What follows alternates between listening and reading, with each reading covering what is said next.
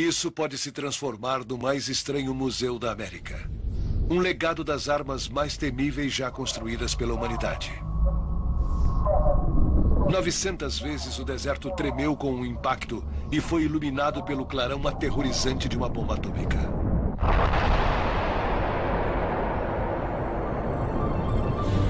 Agora é a vez dos arqueólogos examinarem as ruínas, tentando preservar os vestígios do Armagedon para as futuras gerações. Meu nome é John Rhys Davis. Junte-se a mim para uma volta ao ponto de impacto a seguir em arqueologia.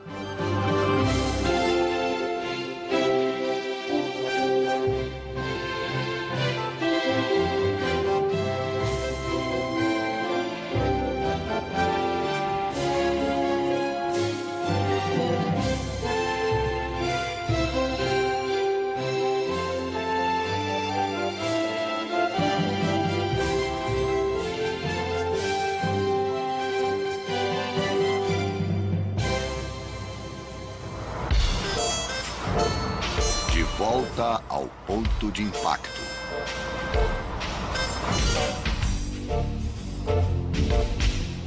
A zona de testes no deserto de Nevada fica a 60 milhas ao norte de Las Vegas.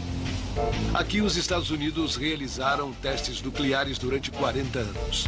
Na época, era um dos lugares mais secretos da América. Hoje, com o programa nuclear suspenso, a entrada é uma formalidade.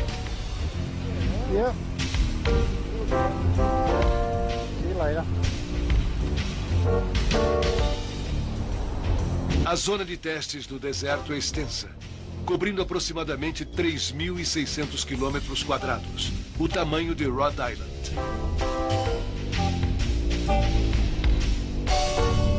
Seu papel mudou com o fim da Guerra Fria. Hoje, os pesquisadores Colin Beck, Nancy Goldenberg e Bill Johnson percorrem o deserto a serviço de um projeto arqueológico único: preservar para futuras gerações os vestígios do programa de testes nucleares. Os métodos usados são muito similares aos usados em qualquer sítio arqueológico. É feito um levantamento minucioso, a área é mapeada, os artefatos e construções na região são fotografados e é coletada qualquer informação adicional. 14,5. 90 graus. No fundo deste lago seco, conhecido como Frenchman Flat, os pesquisadores estão coletando a evidência deixada por 14 diferentes testes nucleares. Estamos, na verdade, registrando, em primeira mão, os artefatos que representam a época nuclear. Cada teste foi concebido para medir o impacto de uma bomba sobre estruturas de construção normal. Isto é um cofre de banco. Resistiu ao impacto. Nosso dinheiro estaria seguro no caso de uma guerra nuclear. Isto é um motel, embora nunca alguém aqui tenha se hospedado. Isto é uma ponte ferroviária construída para ser destruída. Hoje não leva a lugar algum. As estruturas vão do mundano ao misterioso. Janelas quebradas de uma casa permanecem ao sabor do ar puro do deserto. O mesmo acontece com essas vigas retorcidas, partes de um hangar para aeronaves. Em contrapartida, a função dessas torres continua ignorada.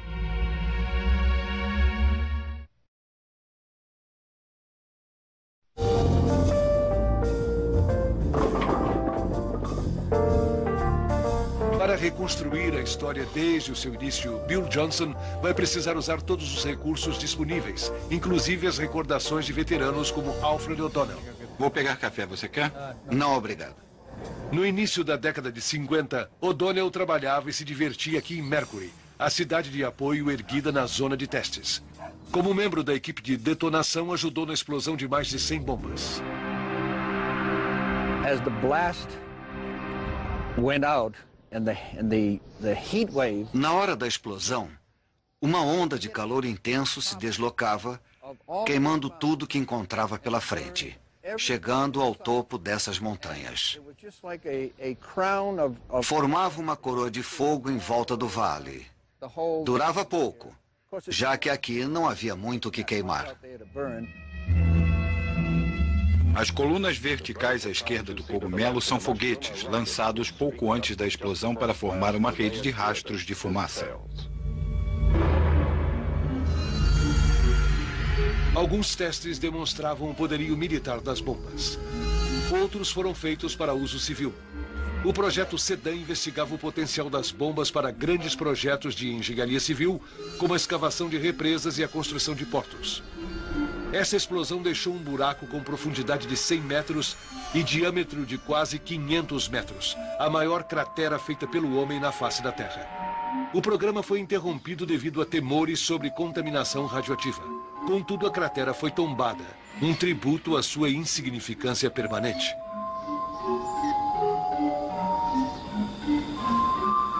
Ironicamente, a contaminação radioativa traz algum benefício para os arqueólogos. Fato confirmado por Bill Johnson quando da exploração do ponto de impacto da bomba Smokey.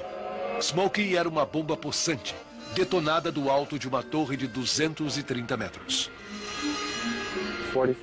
O equivalente a 44 mil toneladas de dinamite fez um estrago de acordo. Materiais da torre estão espalhados na área de impacto, perfis I retorcidos e fundidos, cabos que seguravam a torre, etc. As colinas evidenciam a falta da camada superior do solo. O evento a removeu. O legado de Smokey persiste até hoje. 40 anos após a explosão, é um dos pontos mais radioativos da zona de testes. É perigoso ficar aqui por muito tempo. A permanência curta não tem perigo.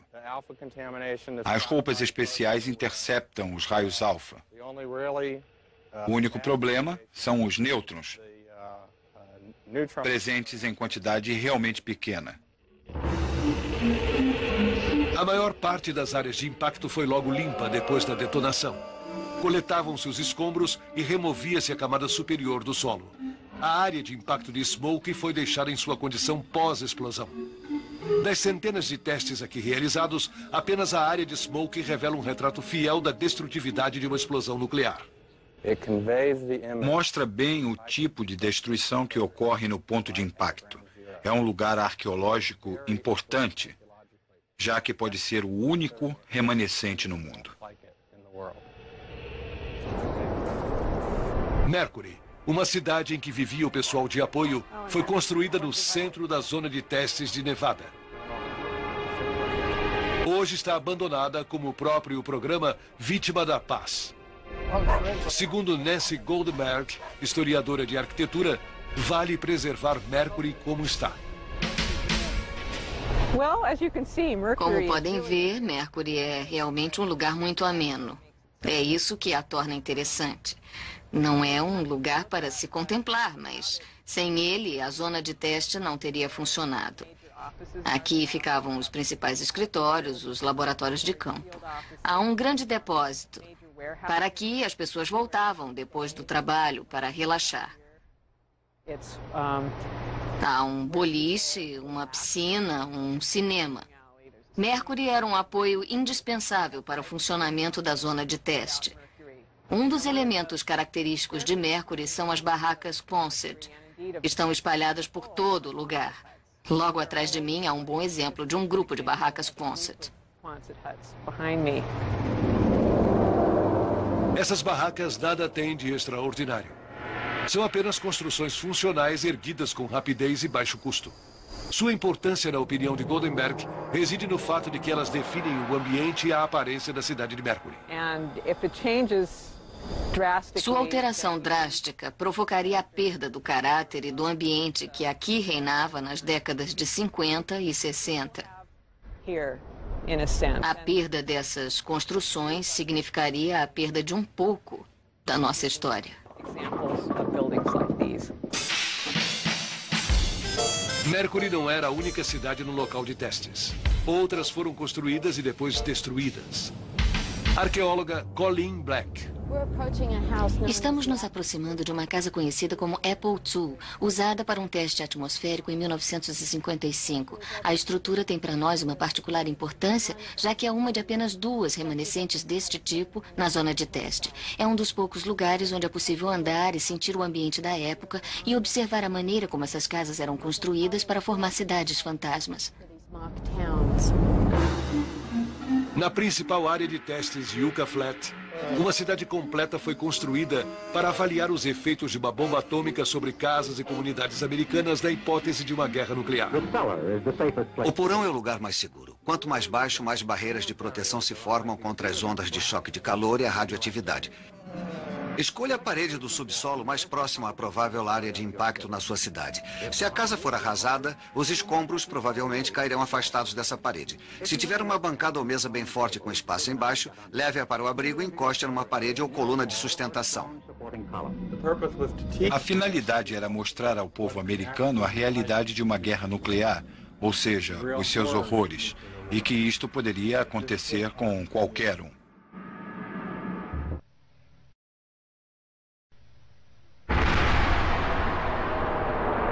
Em prol do conhecimento, tudo que podia ser explodido.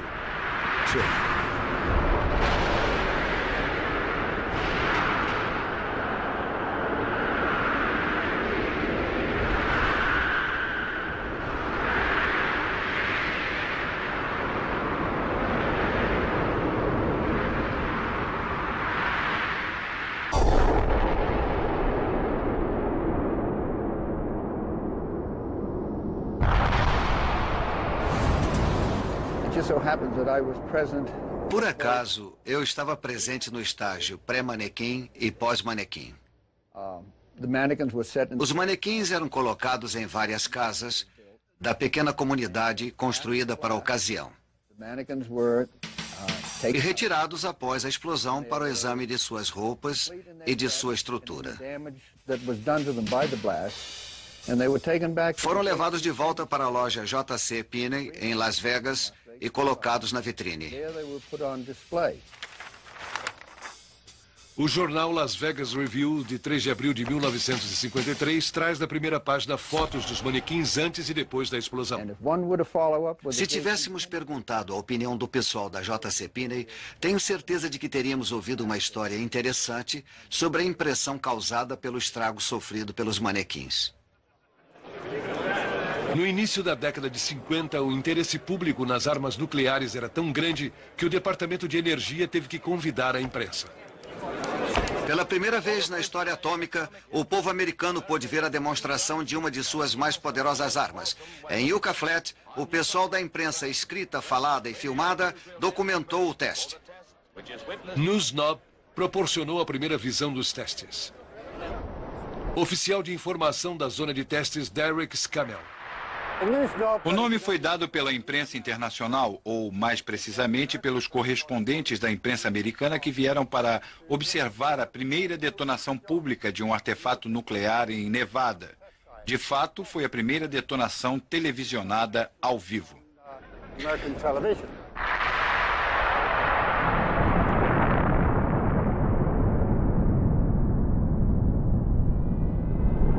Tratava-se de um artefato de 37 quilotons lançado de um bombardeiro B-29 sobre a área plana acima do meu ombro esquerdo.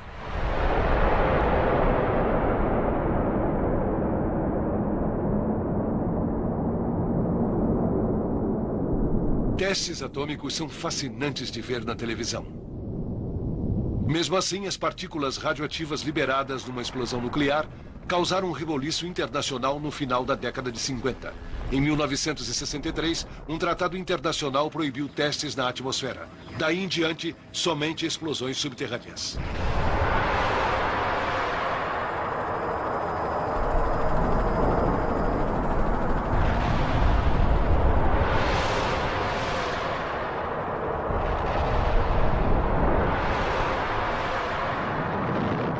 Alguns artefatos foram detonados em galerias subterrâneas, outros em túneis cavados nas mesas Rainier e Paiute.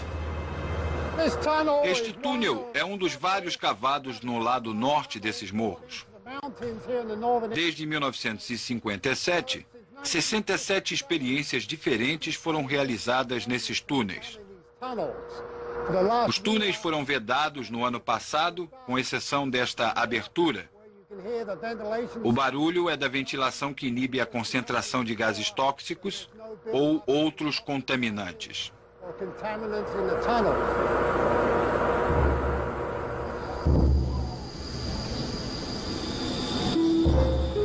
Um grupo sombrio de casas, a Vila Japonesa, pode ser visto ao norte de Yucca Flat. Essas casas foram construídas para estudar os efeitos da radiação sobre os habitantes de Hiroshima e Nagasaki. Milhares pereceram nessas primeiras explosões atômicas. Outros ficaram cegos pelo clarão ou sofreram queimaduras nos incêndios seguintes. O cabelo caía, a pele empretecia e se desprendia em tiras.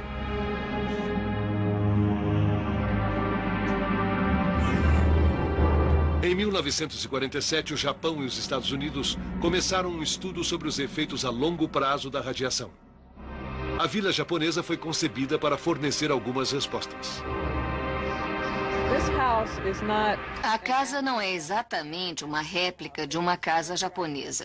Trata-se de uma casa análoga a uma casa japonesa, construída com materiais disponíveis nos Estados Unidos e concebida de forma a reproduzir as qualidades de proteção à radiação oferecidas por uma tradicional casa japonesa. Às vezes eram construídas casas completas. Outras vezes, apenas as fachadas eram erguidas, dando à vila a aparência de uma versão oriental de um cenário de filme de cowboy. A Torre Bren ocupava o epicentro da operação. O núcleo de um reator nu, içado até várias alturas, irradiava as casas sob diferentes ângulos. 50 metros maior que o Empire State Building, a torre é a estrutura mais alta já erguida pelo governo americano. Perto da torre, os arqueólogos descobriram uma casa em estilo japonês quase completa. A estrutura é surpreendente à luz da pesquisa sobre as estruturas leves da construção japonesa. Antes tínhamos visto fotografias, aqui podemos observá-las de verdade. Obtivemos um melhor entendimento da aparência dessas estruturas quando elas foram usadas nas experiências. Essas construções dilapidadas me trazem à mente o sofrimento horrível causado pelas primeiras bombas atômicas. A Vila Japonesa, com todo o seu poder de invocar memórias, desaparecerá rapidamente se não for preservada.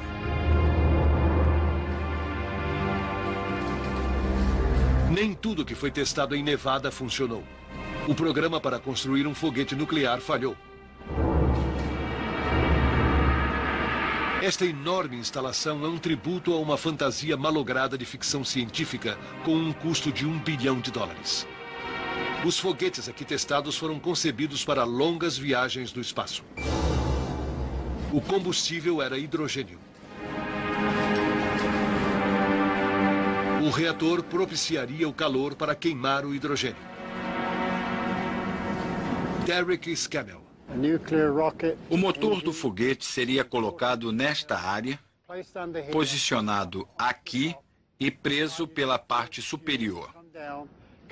O hidrogênio desceria em volta do reator para seu aquecimento. Em seguida, passaria pela ventoinha, atravessaria um tubo em forma de U e sairia pela lateral. A ideia básica era desenvolver um motor para o empuxo de foguetes que levariam os astronautas a Marte e os traria de volta. Cortes no orçamento e problemas com radioatividade decretaram a morte do programa. 20 anos depois, ainda não se definiu o futuro da instalação. Mas enquanto os testes deixavam escombros e ruínas,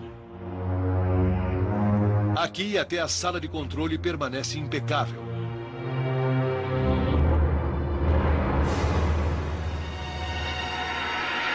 É uma dádiva para a arqueóloga Colleen Beck. A instalação foi abandonada intacta em 1973 e não mais usada. Assim, tudo permanece como era antes.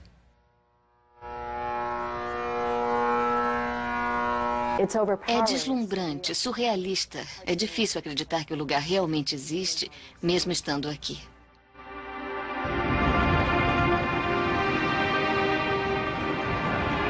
Na seção quente, operários usavam robôs com braços gigantescos para fazer a manutenção de motores radioativos protegidos por janelas com vidros plúmbeos de 1,90 m de espessura.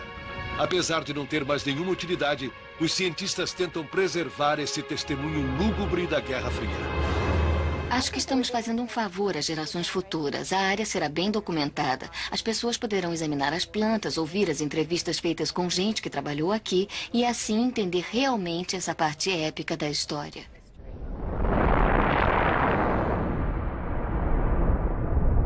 Os dias gloriosos desta zona de testes no deserto de Nevada passaram.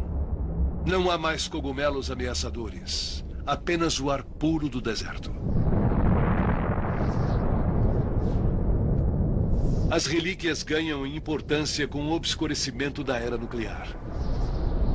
Trata-se do registro de uma época da história humana particularmente interessante para gerações futuras. As ruínas, as construções tombadas, o emaranhado de ferros distorcidos, tudo evoca recordações daquela época. São um lembrete de que aqui foi dado um aviso.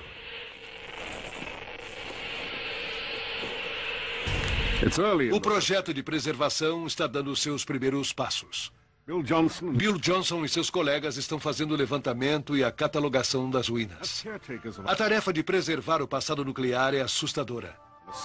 Numa só geração, o arsenal nuclear mudou de guardião de paz para ameaça apocalíptica. Apenas 20 anos após terem sido propostos, os planos de utilização pacífica da tecnologia parecem idealísticos e ingênuos. Os artefatos da zona de testes são testemunhos imparciais do poder destrutivo da era nuclear. Nem tudo poderá ser preservado.